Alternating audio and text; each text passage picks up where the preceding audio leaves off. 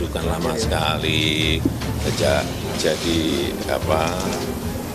wali kota di DKI, kemudian waktu memegang Badan Keuangan, saya tahu betul rekam jejak, cara bekerja, kapasitas, kemampuan, saya tahu semuanya. Saya ucapkan terima kasih kepada Bapak Presiden, Bapak Wakil Presiden yang menghormati Pak Mendagri. Saya hari ini sudah dilantik.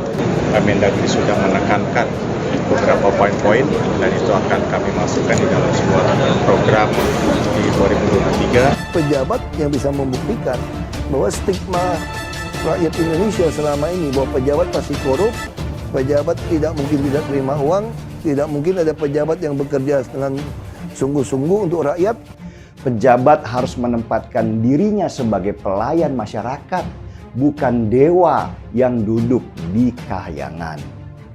Itulah fungsi dari dibukanya pengaduan di Balai Kota DKI pada zaman Ahok yang mendobrak tradisi di pemerintahan daerah di seluruh Indonesia yang masih menganut konsep bahwa pejabat itu adalah raja dan rakyat hanya dibutuhkan saat mereka diminta suara. Budaya bagus yang dibawa Ahok kemudian diteruskan lagi oleh pejabat sementara Gubernur DKI Heru Budi Hartono. Jokowi tadi kembali Ahok ke Balai Kota. Anies dan segerombolan kadrun pasti ketar-ketir dengar kabar ini. Selamat bertugas Pak Heru Budi Hartono, pejabat atau PJ Gubernur DKI Jakarta, menggantikan Anies Baswedan. Wih, lega rasanya membuang hajat setelah 5 tahun menahan ngebet sembelit. Gak perlu diceritakan lah ya. Hanya juga tanpa dua yang pastinya paham dong. Telahnya Presiden Joko Widodo memukul KO Anies yang akunya telah sukses memimpin Jakarta. By the way, kocak gak sih? Bahkan demi mendapatkan pengakuan saja maksa langsung sih tidak. Tetapi lewat lintas pelintir. Katanya memang kelihatannya oke deh. Hujan sudah kita buat. Jadi kita skip Anies lembar hitam, Jakarta sehitam waring.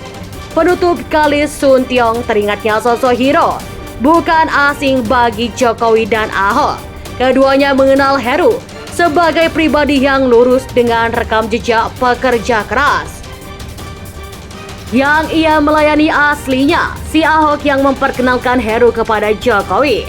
Kedekatan emosional dan etos kerja yang sama yang menjadi jembatan ketiganya nyambung. Sekilas info di era Gubernur Basuki Cahayapurnama atau Ahok. Heru Budi selain pernah mengurusi tanah BMW Cikal Bakal yang sekarang disebut Gias Heru, juga dipercaya Ahok mengurusi normalisasi waduk fluid. Ups, jadi paham ya, JS bukan dibangun Anies, tetapi sudah dirintis sejak era gubernur pendahulunya. Oke, kita kembali kepada Heru dan Fix. Heru bukan abal-abal yang modelnya mengolah kata doang lah. Ialah emang dipikirnya sulap abrakadabra. Jakarta tertata. Mana bisa begitu, asal tahu saja bahkan sederet piagam dan banyaknya pita digunting sekalipun tidak cukup membuktikan Anies telah membangun Jakarta. Justru sebaliknya, Anies telah membodohi warga Jakarta.